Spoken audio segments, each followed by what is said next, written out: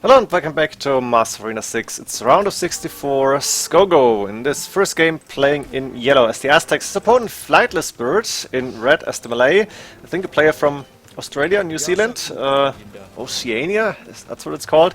And I remember flightlessbird and I looked it up from Master Arena 5. He played against Slam, he almost took a game from him, that was really exciting. Now in this game, Scogo went up 23+2 fast castle, opening 2 monasteries, and he picked the relics up pretty much for free because flightlessbird went up really fast as well. Malay, like, what was it, 29 pop fast castle, which means they were pretty much equal and at the same time as Scogo was going for the monasteries.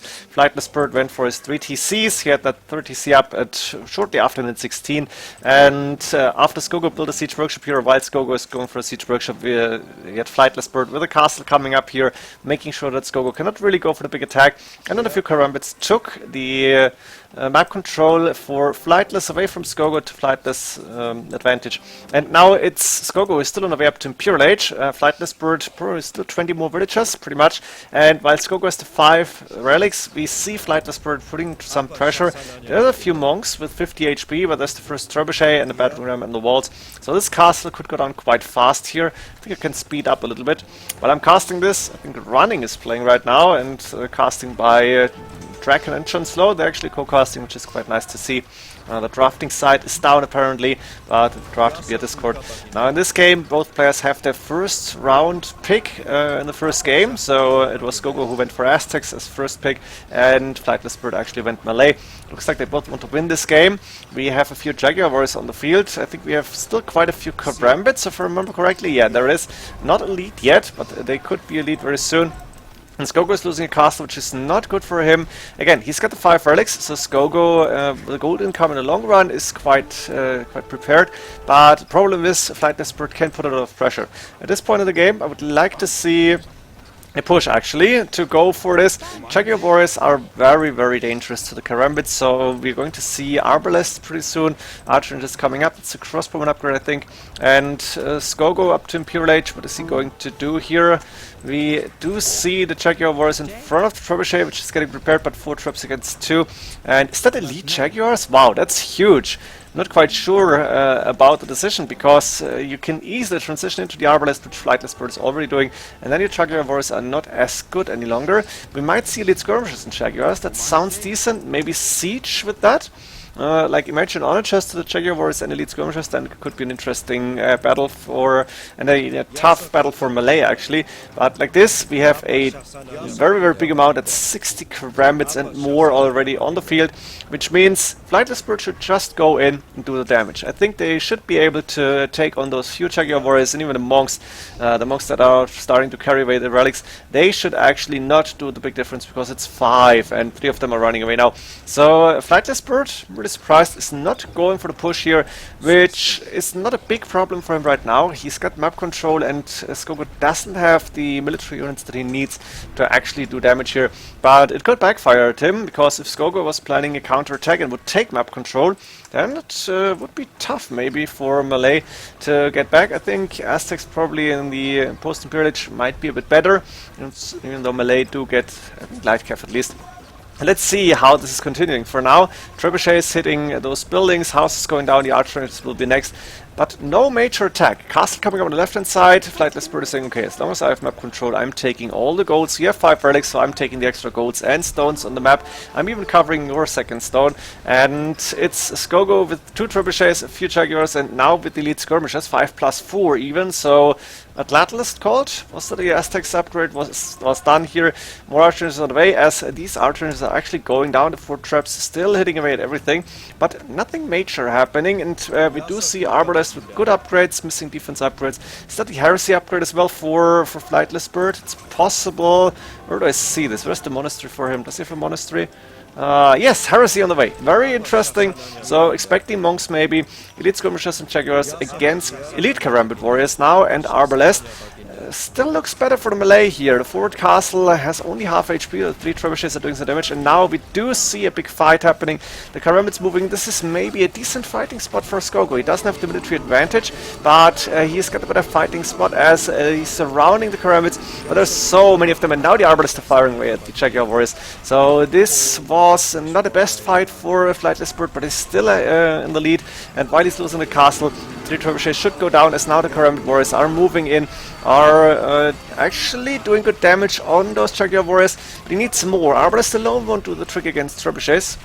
Or maybe they do, I don't know. This could go any way right now. And Scogo, let's not forget, he's got gold. He's got the relics. flightlessbird 600 gold. But the gold income for Scogo is looking good. He's also taking his own gold now again.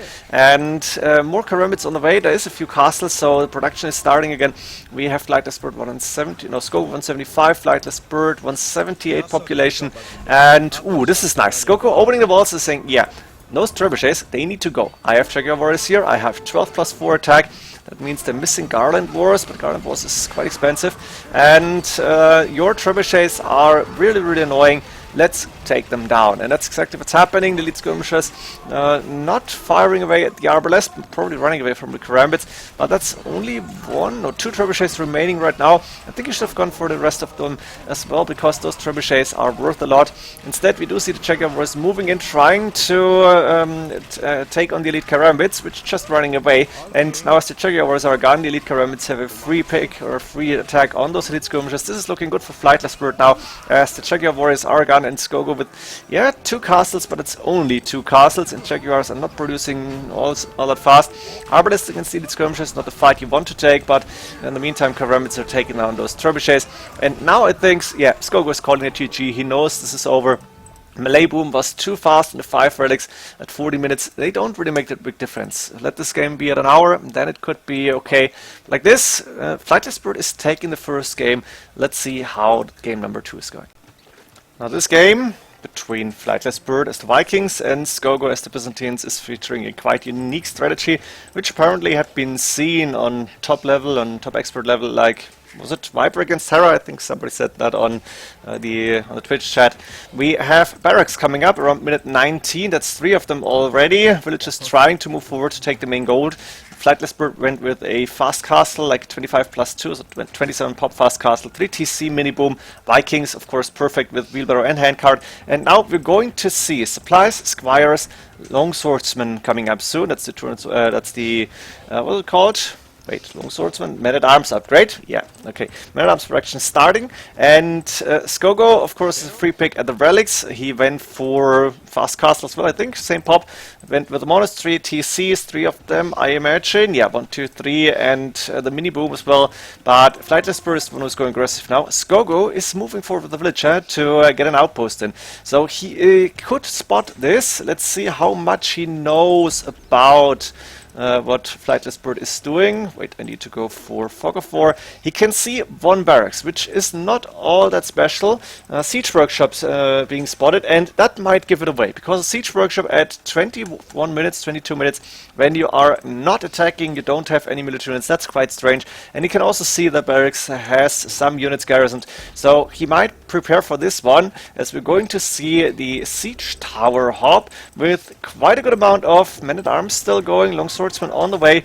So that's 5 barracks, 6 barracks soon, and the siege tower coming up. Scogo is realizing this or not? Let's find out. We have Imperial Age coming up for Scogo. With the Byzantines, it's cheaper, of course. Apparently, he did not see this yet. He should be able to spot the siege workshop, the siege tower, maybe. And Scogo is actually, yeah, starting to wall. So this is happening. We have forward just taking that forward gold, but stone gates on the way. Scogo has some stone income. Was he on stone? He is on stone here in the main stone, but he doesn't have enough for a castle. And there's a big group of longswordsmen coming in. Now this might be a mistake. Going on the front where Scogo can see it, obviously, and is prepared, was not the best idea. If he was going around, flightlessbird here, going around to the side, maybe here or on the right-hand side, this could have been game over already. Like this, the longswordsmen are kind of trapped in that little cage here. Of course, the monastery is weak, and even the gates could be taken down. But there's a Mangonel hitting away at these longswordsmen. There is scorpions, there's monks to convert. And Scogo has bought himself a lot of time to defend from this long swordsman push, which is a beautiful strategy. Reminds me of the good old times when Fëanor and Melkor were playing regularly and going for prolonged castle age, long swordsmen, knights, crossbowmen, scorpions, whatever, and only later going up to Imperial Age with quite a big amount of army.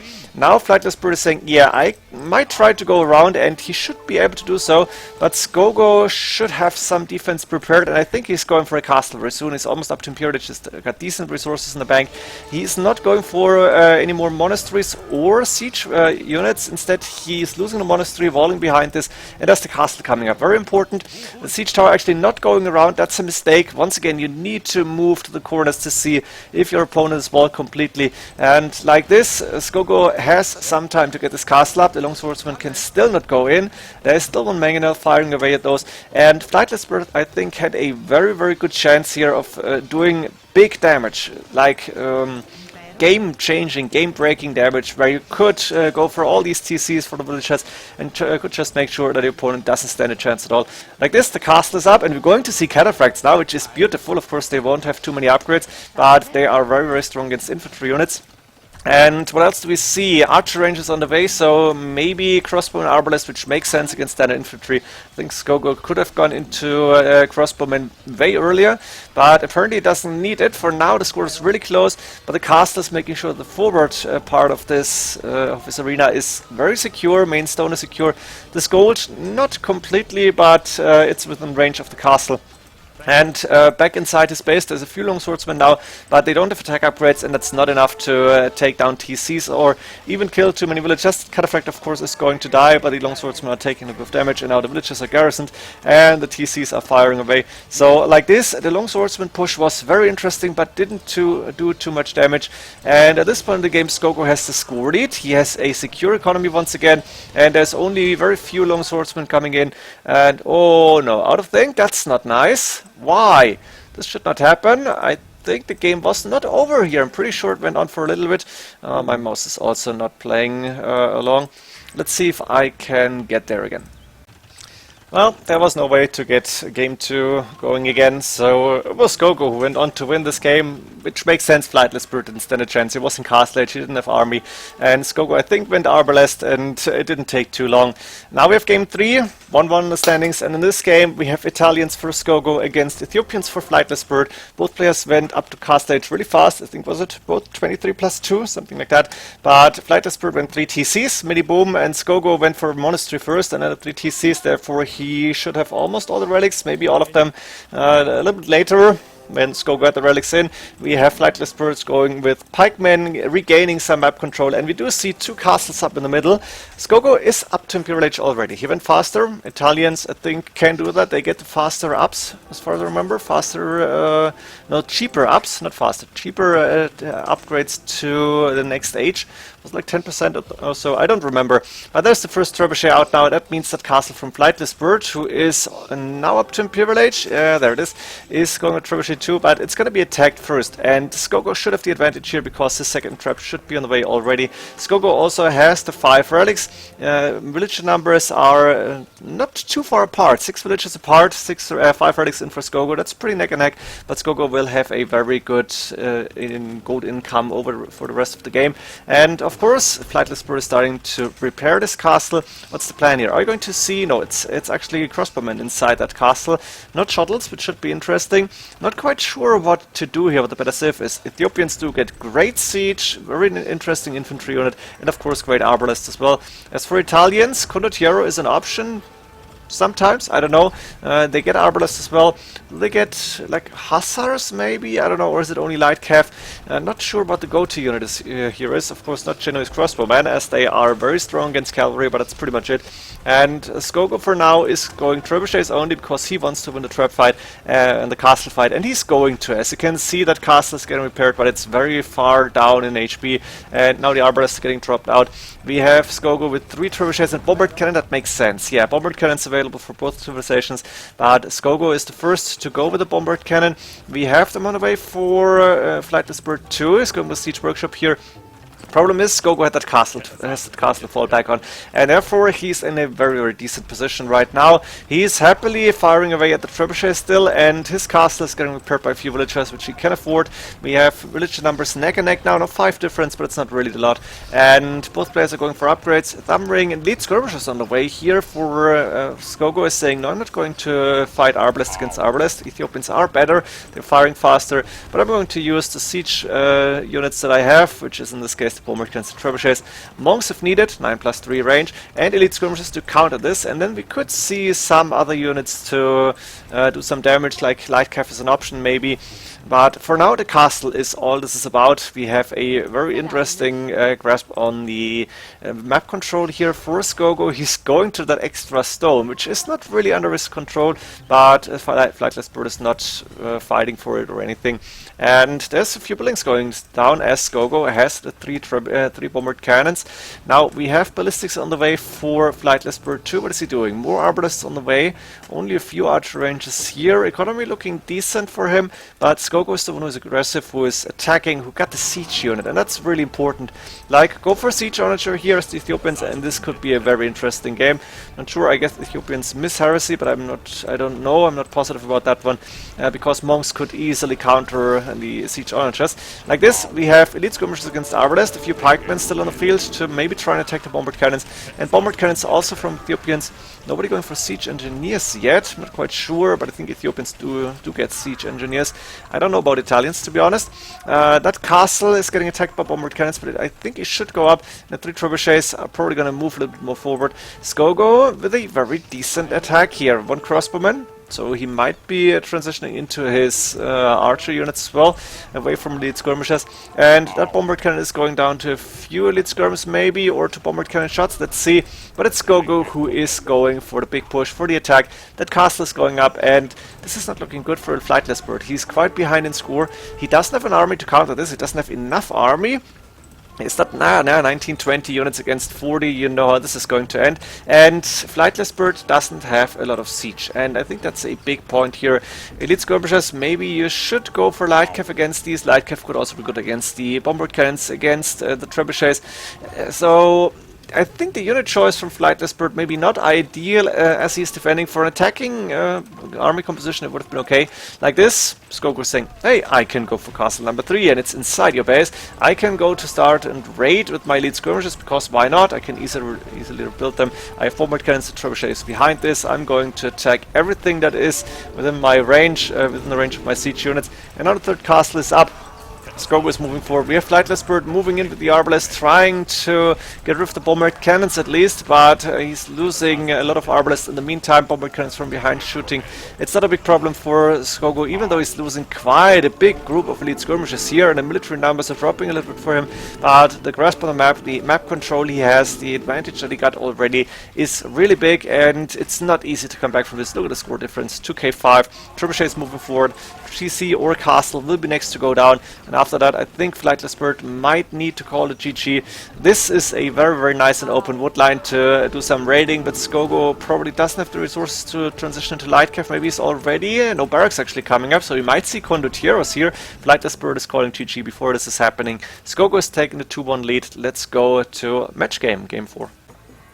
Now in this game, Scogo, playing as the Lithuanians, went 22+2 fast castle and is playing what this map was made to play. Aggressive strategies, in this case a smash.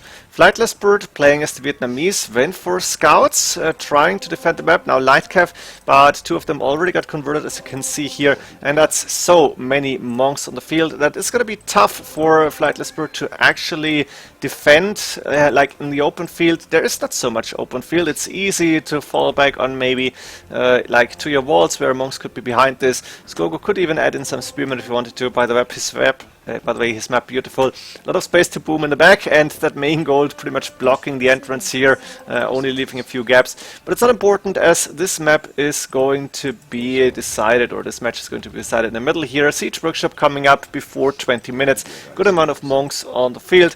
We have 6 light cav, 6, 7, I think it's 6 light cav from flightlessbird. But that's how many monks? 13 already, 2 more on the way. Scogo going for redemption as well, got 4 relics. Missing the last one, is he bringing it in? Maybe, no, it's on the side here, but it's not really important as the first ram is attacking the walls. And now flightlessbird needs to defend. He is deciding to defend using a castle, he's got enough stone. The problem is with the castle defense here, which is an option, guard tower apparently is another option, we might see Scogo going for a fast Imperial Age. Scogo obviously on 1 TC, only a few farms, but a ton of villages on gold, and therefore the one castle that flightlessbird went to build with 3 TC mini poom, 2 TCs? 2 actually, okay, this could be interesting, but that castle might go down fast once Scogo is deciding to go for his own castle and Imperial Age. And flightlessbird, as you can see, low on resources. The light cav still not able to go for a real attack on these monks, and while there is a few retin archers on the way, we have Scogo going up to Imperial Age, 500 stone in the bank. He's sending villages forward now, and we're going to see monks, trebuchets, maybe rams, maybe bombard cannons available for Lithuanians as far as I remember. Of course, Lithuanians a very, very good civ for a smash, as they have the full monastery tax and their monastery is working 20% faster. Are we going to see the big fight against that castle? Light cav moving in, but they're not attacking the villages, they're going for the monks here. I think that's the only way you can play. Scogo is trying to get as many conversions as possible. Looks like a few of those monks are going down, but at the same time Scogo already has 7 scouts slash light cavs, and while the villages are now forced to build that castle, retin archers firing away at them. All the monks dying, only 2 of them on the field, but so many light cav now for Scogo, and Scogo is able to get that castle up. He is 3/4 up to Imperial Age. He got 2 rams still, he's got a few retin archers converted, he's got a few of these light cav converted, and he can easily rebuild the monks because he's still got so much gold income here. So he's gonna have the trebuchets very soon. flightlessbird tried to defend against this, but didn't have enough units, and now with 2 TCs he won't even have that big of an economy. 70 against 40 villages, that's a big lead. Problem is, you're gonna lose everything to the traps now, and that's the first trap on the way. Scogo going for more gold. I don't think he needs a second castle even. Outpost on the right hand side like this one, and placing a light cav just in case, but there's no real way to run away on this map as it's way closer. That's the idea of the Clown Arena map. Like back in the days you could go like here around and try to reboom like this. You have a little bit of a back base, but that's pretty much it. And Scogo, of course, who's opening more and more of these walls, is firing away at the castle now. We have flightlessbird not even close to clicking up to Imperial Age, as he is investing into rams and a lot of light cav. Maybe he needed crossbowmen as well, but it's going to be tough nevertheless, because this castle is in such a nice position, and the castle from flightlessbird is going down. Scogo happily firing away at all the buildings, and I think he's going to move in soon. flightlessbird enough stone for another castle, but where to put it? And the thing is, you can put it in the back, but then it's not going to do a lot. You can put it in the front, but there is Scogo going with another one of his castles. Didn't even see that he was in stone, but it makes sense. Light cav once again moving in. There's monks, there's retin archers, there's villagers, there's that castle helping out. Trebuchets firing away at the TC, and even the rams are soaking up some of the damage. Castle coming up from flightlessbird here. A lot of light cav trying to get rid of these monks. The trebuchets not getting attacked yet. Retin archers in the way, but retin archers are not going to do the trick once your light cav are falling, and it looks like light cav got stuck here on the rams. We have the villagers dropping back to the castle, but now Scogo is saying, hey, I have got light cav once again, you have got retin archers. They have a good amount of pierce armor, but they are pretty much helpless against those light cav units. And while there's 2 rams hitting the castle from Scogo, he is actually continuing to build it, and it looks like the light cav might be able to get rid of one of these rams. The other one won't stop this castle from going up. More light cav from flightlessbird. He's trying again to defend from to stop this castle from going up. He's using the retin archers now, and Scogo actually has to abandon it once again. Interesting to see. The trebuchet is still up. Again, TC went down, but flightlessbird at this point in the game stopped the castle and is still attacking it. Now we have 3 light cav from Scogo, a monk here, there's 2, 3 monks, 1 spearman, and yeah, that's not a lot of army considering we are 33 minutes in. The castle on 89%, but 1100 HP, only a second ram on the way. The thing is, Scogo is now saying, yeah, that castle needs to go up. Maybe I need to go for some Actually, could go for some laties here. Why isn't it doing that? Attack the Rams, use your laties. That would be a really nice idea. He's got light cav, why not add that unit? But now he's repairing the castle. He's saying, okay, there is 2 Rams, but I can take them down. And I have that second forward castle up, while my opponent is stuck in castle age, lost a lot of army, has a few more battering rams, but that's pretty much it. And this is how you win games on Clown Arena. Going for the aggressive strategies, go for faster aim, forward castle, trebuchets, take down your opponent's important buildings, and make sure you don't get killed entirely by, let's say, a big light cav attack. Flightlessbird is trying to hang on, but this is pretty much hopeless, as Flightlessbird, you can see it here, he's got down in the bank, but the rest of his resources not really looking too promising. Pikemen now for Scogo as well. Trebuchets going into next position to try and hit and take down TC maybe. Castle from Flightlessbird, that's a desperation castle.